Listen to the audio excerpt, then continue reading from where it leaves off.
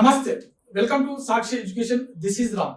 ఇటీవల ఏపీఎస్సీ విడుదల చేసినటువంటి గ్రూప్ 1 తుది ఫలితాలలో రాష్ట్ర స్థాయి ర్యాంక్ సాధించి assistant commissioner of state taxes department లో జిల్లా అధికారిగా హోదా పొందినటువంటి భానుప్రకాష్ గారు మనతో ఉన్నారు. వారి మాటల్లో మరిన్ని విషయాలు తెలుసుకునేటువంటి ప్రయత్నం చేద్దాము. నమస్తే సార్. నమస్తే అండి సార్, ఒకసారి మీ కుటుంబ నేపథ్యం గురించి అండ్ మీ ఫ్యామిలీ బ్యాక్గ్రౌండ్ గురించి చెప్పండి సార్, అండ్ మీ నేటివ్ ప్లేస్ గురించి సార్. సార్, నా పేరు భానుప్రకాష్ నరహరి శెట్టి. మాది అవనగడ్డ, కృష్ణా డిస్టిక్. మా ఫాదర్ పేరు వచ్చేసరికి N Eswar Rao. He is an advocate. And మా మదర్ నేమ్ వచ్చేసరికి Nagaraj Kumari. She is a government teacher. నేను నా ఫస్ట్ క్లాస్ నుంచి 5th క్లాస్ వరకు మా అవనగడ్డలోనే విద్యా వికాస్ ఇంగ్లీష్ మీడియం స్కూల్లో చదువుకున్నాను. And after that Jawahar Navodaya Vidyalaya entrance test రాసి 6th to 10th Jawahar Navodaya విద్యాలయ వేలూరు కృష్ణా డిస్టిక్లో చదివాను. అండ్ ఆ తర్వాత బీటెక్ వచ్చేసరికి ఇంజనీరింగ్ విఐటి యూనివర్సిటీ చెన్నైలో చదివాను. అండ్ ఆఫ్టర్ దట్ నా సివిల్స్ ప్రిపరేషన్ అనేది స్టార్ట్ చేశాను 2022 నుంచి. 2022 నుంచి మీరు ఇప్పటి వరకు ప్రిపేర్ అవుతూ వచ్చారు. సివిల్స్ ఎన్ని వచ్చారు సార్? నేను 2022లో ప్రిపరేషన్ స్టార్ట్ చేశాను. అది కరోనా టైం అవడం వల్ల నేను ఆన్లైన్ కోచింగ్ తీసుకున్నాను ఒక ఢిల్లీ ఇన్స్టిట్యూట్లో. అండ్ ప్యారలల్గా నేను సివిల్స్ ఒక అటెంప్ట్ ఇచ్చాను ఆ 2022లో. ప్యారలల్గా 2022 and 2023 various defence forces exams రాశాను. ఫర్ ఎగ్జాంపుల్ AFCAT కానీ, CDS కానీ, SSB ఇంటర్వ్యూస్ కానీ, ఒక SSB ఇంటర్వ్యూస్ ఒక 5 to 6 ఇంటర్వ్యూస్ ఇచ్చాను. వాటితో పాటు ఇంకా వేరియస్ ఎగ్జామ్స్ రాశాను, కానీ అన్ని ఫెయిల్యూర్స్ అయినాయి. నెక్స్ట్ గ్రూప్ 1, 2 నోటిఫికేషన్ December 2023లో రిలీజ్ అయింది. అండ్ నెక్స్ట్ మంతే నేను ఇక హైదరాబాద్కి గ్రూప్స్ కోచింగ్ కోసం రావడం జరిగింది. సో మీ ఎన్నో అటెంప్ట్ సార్ ఇది? Group 1 first attempt sir. First attempt sir. మీ యొక్క ప్రిపరేషన్ జర్నీలో అమిగోస్ కోచింగ్ ఇన్స్టిట్యూట్ ఏ విధంగా మీకు సహాయపడింది? ఎస్ సార్, నేను 2024 ఫెబ్లో ఇక్కడికి వచ్చాను. వచ్చిన తర్వాత మెయిన్స్ కోచింగ్ వేరే ఒక ఇన్స్టిట్యూట్లో మెయిన్స్ కోచింగ్ తీసుకున్నాను. దాని తర్వాత మెయిన్స్కి చాలా గ్యాప్ వచ్చింది. ఆల్మోస్ట్ ఒక 1 year అలా గ్యాప్ వచ్చింది. ఎలక్షన్స్ వల్ల, కొంచెం పోస్ట్ పోన్ వల్ల కొంచెం గ్యాప్ వచ్చింది. అండ్ ఆఫ్టర్ దట్ నేను ఇక్కడ అమిగోస్లో రఫీ అహ్మద్ సార్ గైడెన్స్ కింద అమిగోస్లో టెస్ట్ సిరీస్ జాయిన్ అయ్యాను. ఈ టెస్ట్ సిరీస్లో మెయిన్లీ సెక్షనల్ టెస్ట్ అని, comprehensive test and full length test అని చాలా బ్రీఫ్గా ఉండేవి. అండ్ సార్ వాళ్ళు కూడా మంచి ఫీడ్బ్యాక్ ఇస్తూ ఉండేవాళ్ళు. ఇంట్రోస్ ఎలా రాయాలి, body, conclusion, demand of the question ఎలా రాయాలి అని పర్సనల్ గైడెన్స్ బాగా ఇచ్చేవాళ్ళు. ఎలా ఇంప్రూవ్ చేయాలి, ప్రతి పేపర్కి ఎటువంటి సబ్స్టాన్షియేషన్ చేయాలని బాగా ఇంప్రూవ్మెంట్ చెప్తూ ఉండేవాళ్ళు Amigos institute Rafi Ahmed sir. Sir, mains answer writing విషయానికి వచ్చేసరికి మనకు intro, body, conclusion. So most of the important ఏంటంటే ఇంట్రో, కంక్లూజన్ అనేది మనకు చాలా ఇంపార్టెంట్. ఎందుకంటే దాన్ని బట్టి మనకు ఎక్కువ మార్క్స్ వచ్చేటువంటి. సో ఇలాంటి విషయంలో మీరు టెస్ట్ సిరీస్ రాసిన తర్వాత అమిగోస్ కోచింగ్ ఇన్స్టిట్యూట్ వాళ్ళు, అంటే మెంటార్స్ కావచ్చు, ఫ్యాకల్టీలు కావచ్చు, మీరు ఎలాంటి మిస్టేక్స్ చేస్తున్నారనే విషయాల గురించి 1-to-1 ఏమైనా ఇంటరాక్షన్, అంటే 1-to-1 ఏమైనా మీకు స్పెషల్గా గైడెన్స్ ఇవ్వడం ఏమైనా జరిగిందా? యా, డెఫినెట్గా 1-to-1 ఇంటరాక్షన్ అనేది జరిగేది సార్. ఎప్పుడైతే మనం టెస్ట్ సిరీస్ రాసిన ఒక 2 daysకి కరెక్షన్ జరిగి మనకి పేపర్స్ వచ్చాయి. ఆ నెక్స్ట్ రోజే నేను రఫీ అహ్మద్ సార్ దగ్గరికి వెళ్ళి, సార్ నా పేపర్ ఇలా ఉంది, నా మార్క్స్, నా ఇంట్రోస్ ఇలా రాశాను అని చూపించేవాడిని. సార్ గైడెన్స్ ఇచ్చేవాళ్ళు, అలా కాదు, ఇలా రాయాలి, ఈ మిస్టేక్స్ చేసావు అని ఇలా చెప్తూ ఉండేవాళ్ళు. ఇంట్రో ఎప్పుడు కూడా ఒక మీనింగ్ కానీ లేదా కరెంట్ అఫైర్ రిలేటెడ్ కానీ ఒక ఇంట్రో రాసి, demand of the question, mainly మనం ఎప్పుడైతే క్వశ్చన్ చూస్తామో డిమాండ్ ఆఫ్ ది క్వశ్చన్ ఎన్ని డిమాండ్స్ ఉన్నాయి, సపోజ్ స్కోప్ రాయాలా, అడ్వాంటేజెస్ రాయాలా, డిసడ్వాంటేజెస్ రాయాలా, అవన్నీ మార్క్ చేసుకుని సైడ్ హెడ్డింగ్స్ పెట్టి నీట్గా పాయింట్ వైజ్ రాస్తూ బాడీ రాయి. అండ్ కన్క్లూజన్ అనేది ఎప్పుడు ఇంపాక్ట్ఫుల్గా ఉండాలి. అప్పుడే లాస్ట్లో నీ కన్క్లూజన్ చూసి ఒక 1/2 mark ఎక్స్ట్రా పడే ఛాన్స్ ఉంటుంది.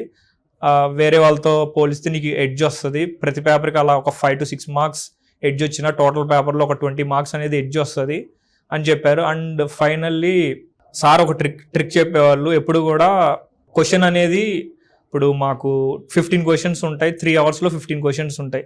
ఆ 15 questions-ని 3 hours కంప్లీట్ చేయాలి. అంటే ఒక్కొక్క క్వశ్చన్కి 12 minutes అనేది ఉంటుంది. ఇప్పుడు అందరిలాగా 12 to 13 minutes, 15 minutes first questions రాసేస్తూ ఉంటే లాస్ట్ క్వశ్చన్స్కి వచ్చేసరికి టైం సరిపోదు. అండ్ లాస్ట్ క్వశ్చన్స్ ఏదో పైపైన రాసేస్తే వాళ్ళు ఏదో 2-3 marks వేస్తారు. అలా కాకుండా ప్రతి క్వశ్చన్ నువ్వు ఓన్లీ 10 minutes రాయాలి. 11th minute స్టార్ట్ అయిందా, నువ్వు కొంచెం గ్యాప్ వదిలేసుకుని నెక్స్ట్ క్వశ్చన్కి స్టార్ట్ అయిపోవాలి అని చిన్న సజెషన్ ఇచ్చారు. దాన్ని మోడిఫై చేసి ఏం చేశానంటే, హవర్లీ 5 క్వశ్చన్స్ రాసేవాడిని. ఓకే. ఫస్ట్ 1 అవర్ 5 క్వశ్చన్స్ ఎలా రాసేవాడిని అంటే, ఒక ఫస్ట్ 50 మినిట్స్లో ఫస్ట్ 10 మినిట్స్ ఒక క్వశ్చన్, నెక్స్ట్ 10 మినిట్స్ ఒక క్వశ్చన్, అలా 5 క్వశ్చన్స్ రాసేస్తే నాకు లాస్ట్లో ఒక 10 మినిట్స్ మిగిలేది ఆ ఫస్ట్ 1 అవర్లో. ఓకే. ఆ 10 మినిట్స్ నేను ఏం చేసామని అంటే, మళ్ళీ ఫస్ట్ క్వశ్చన్కి వెళ్ళి లాస్ట్లో ఏం మిగిలింది, బాడీ మ్యాక్సిమం అయిపోయేది. ఓకే. కన్క్లూజన్ ఒక ఫ్లోలో రాసేటప్పుడు కన్క్లూజన్ అనేది అంత ఎక్కువ ఇంపాక్ట్ఫుల్ గా రాదు. అవును. ఈ లాస్ట్ 10 మినిట్స్ లో ఏంటంటే నా బ్రెయిన్ కొంచెం ఫాస్ట్ గా అబ్జర్వ్ చేసుకునేది, మంచి కన్క్లూజన్ థాట్స్ వచ్చాయి.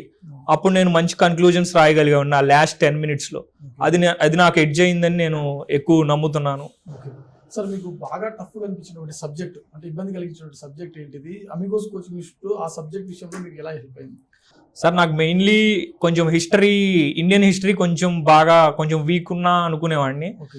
After joining this test series చాలా సింప్లిఫై అయింది, ఎందుకంటే థీమ్ వైజ్ క్వశ్చన్స్ ఎక్కువ ఉండేవి అండ్ PYQs బాగా సార్ అనాలిసిస్ చేసి రఫీ అహ్మద్ సార్ ఈసారి ఈ టాపిక్ నుంచి, ఈ డైనాసిటీ నుంచి వచ్చే ఛాన్స్ ఎక్కువ ఉంటుందని చెప్పి అవి ఎక్కువ ఫోకస్ చేసేవాళ్ళు.